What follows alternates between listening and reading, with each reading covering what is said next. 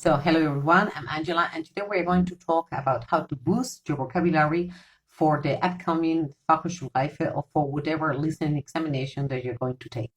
A rich vocabulary opens the doors to understanding diverse topics and contexts in the listening comprehension exam. Let's explore some daily habits that can enhance your lexicon. So, the first thing that I want to tell you is to use your textbook. We have already talked about how your textbook actually is crafted to encompass the vocabulary you encounter in the Fachhochschulreife. So please dive into the text regularly to become familiar with the language used. Another tip would be to have your daily dose of vocabulary, new and old. Ideally, I would tell you to devote 15 to 20 minutes per day to enlarge your vocabulary or to actually settle it. But I know that's not doable most of the times.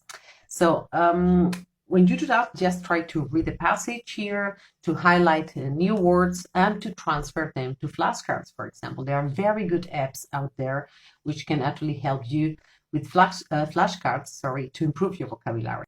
The thing is that repetition is also key. So if you use these flashcards, and some of the apps are like a game, they will reinforce not only your vocabulary, but also the feeling of success, which is also very important. We already talked about motivation in a previous video.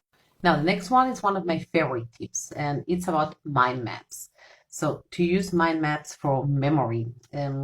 So you can sketch out mind maps for various themes like the environment, economy, or technology. Populate them with key terms like climate change or sustainability or emissions or renewable energies. Craft sentences with these words to cement them in your mind. The next very important thing when we actually want to learn vocabulary in a sustainable manner is the contextual learning. Please do not learn just series of words without the context, because the context is key for vocabulary learning. When a new word pops up, absorb the full sentence or paragraph to grasp its use. Then challenge yourself to use it similarly. Repeat the word. Now, we have also to activate this new vocabulary. So when we have learned a new word, we have to put them into action in both speech and writing. You can pen short essays or engage in discussions using the first stamps, and this active practice will lock actually the words to your memory. The next tip here would be collaborative learning. That is to pair up with a friend, with a buddy, and to test each other.